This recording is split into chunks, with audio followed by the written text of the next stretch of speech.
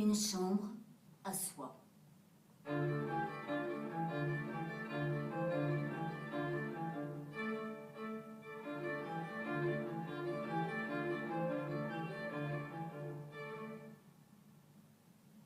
Je sais, vous m'avez demandé de parler des femmes et du roman. Quel rapport, allez-vous me dire, existe-t-il entre ce sujet et une chambre à soi? Je vais tenter de vous l'indiquer. Après avoir accepté de vous parler, je suis allée m'asseoir au bord d'une rivière et je me suis interrogée sur le contenu des mots roman et femme, ainsi rapprochés l'un de l'autre. C'est un texte qui envisage donc, qui sous prétexte d'une conférence que donnerait Virginia Woolf sur le thème des femmes et le roman, arrive à faire toute une analyse historique, littéraire, philosophique de l'absence des femmes sur les étagères des bibliothèques avant le XXe siècle. Elle le fait avec humour et avec beaucoup de lucidité aussi, avec beaucoup d'érudition et beaucoup de méchanceté. Et donc, tous les rouages d'oppression sont démontés. Et bon, c'est très très jubilatoire. Petit volume du cerveau féminin. Le subconscient des femmes plus grand que... Moindre développement du système pileux féminin. Je ne peux vraiment pas rentrer chez moi pour ajouter comme contribution sérieuse à mon étude sur les femmes et le roman que les femmes ont moins de poils sur le corps que les hommes. L'infériorité psychique, morale et physique des femmes. L'amour des enfants chez la femme. La force des affections chez la femme. Bon, j'ai eu une fréquentation régulière avec ce texte-là pour le faire entendre, faire comprendre son sens. Et à un moment, j'ai eu envie de quitter le domaine du pur sens et d'arriver à voir comment cette grande artiste, enfin ce texte de cette grande artiste, Virginia Woolf, pouvait donner matière à une création artistique aussi. Et donc à partir de ce moment-là, le texte, j'ai voulu le confier à Anne de Boissy, j'ai voulu qu'il y ait une scénographe, Carmen Mariscal, retravailler avec Johan Tivoli sur la création de la lumière, avec Clara Onibene sur les costumes, et avec Véronique Dubin sur une création son, de façon à ce qu'il y ait plusieurs artistes ou techniciens artistes qui travaillent ensemble dans un même projet pour donner à ce texte non seulement toute sa dimension de sens, mais aussi développer toutes les possibilités de poétique théâtrale qui sont contenues dans ce texte-là. Il se peut que la lecture et la critique aient donné aux femmes une vue plus large des choses. Les femmes vont peut-être se mettre à faire usage de l'écriture comme d'un art et non plus comme d'un moyen pour s'exprimer elles-mêmes. J'ai la certitude que pour que le sens soit vraiment entendu, il faut que les sens eux-mêmes soient vraiment sollicités et qu'il y ait une poétique qui se développe et qui démultiplie en fait la force du sens seulement. Donc à partir de là, j'ai travaillé avec une première collaboratrice qui est Carmen Mariscal, qui est une plasticienne. Elle m'a proposé cette idée de parc comme un parc d'enfants, mais aussi des parcs à bestiaux, enfin d'enfermement, et aussi une prison puisque c'est métallique.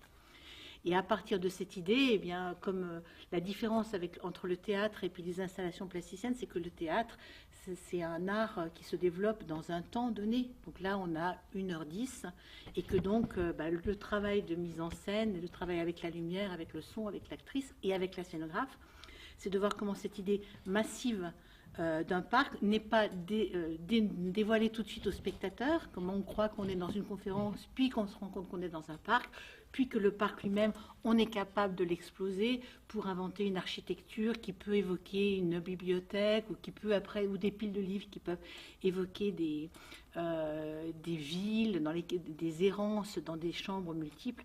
Donc après, tout le travail, c'est de voir comment dans une précision gestuelle effectivement très grande, ce qui probablement renvoie à l'idée de la peinture, ce que vous dites, comment effectivement à partir de là le spectateur a des perceptions très très multiples d'un espace qu'elle a au départ est donné comme quelque chose de très très clos. Il suffit d'entrer dans n'importe quelle chambre de n'importe quelle rue pour que se jette à votre face toute cette force extrêmement complexe de la féminité. Comment pourrait-il en être autrement? Car les femmes sont restées assises à l'intérieur de leur maison pendant des millions d'années, de sorte qu'aujourd'hui, les murs même sont imprégnés de leur force créatrice.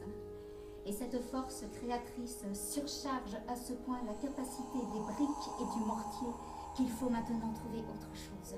Se harnacher de pinceaux, de plumes, d'affaires et de politique.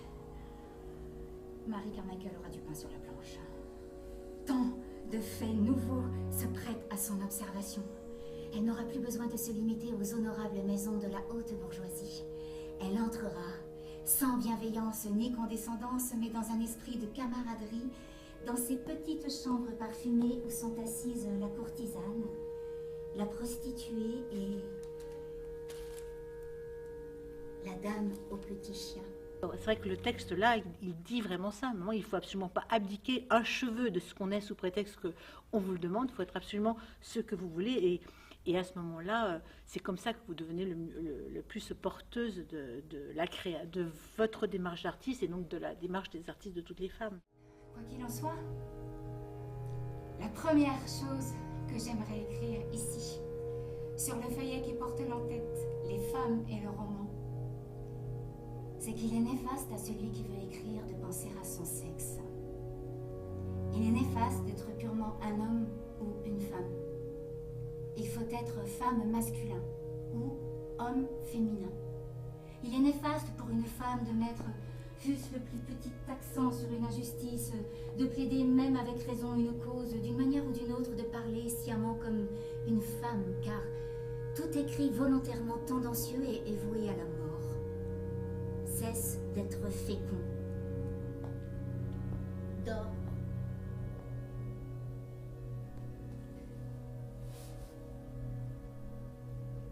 Je vous ai dit au cours de cette conférence que Shakespeare avait une sœur. Mais n'allez pas à sa recherche dans la vie du poète. Cette sœur de Shakespeare mourut jeune, hélas. Judith n'écrivit jamais le moindre mot. Elle est enterrée là où les omnibus s'arrêtent aujourd'hui devant l'Elephant and Castle. Or, j'ai la conviction que cette poétesse qui n'a jamais écrit un mot et qui est enterrée à ce carrefour vit encore. Elle vit en vous et en moi et en nombre d'autres femmes qui ne sont pas présentes ici ce soir parce qu'elles sont en train de laver la vaisselle et de coucher leurs enfants, mais elle vit, car les grands poètes ne meurent pas.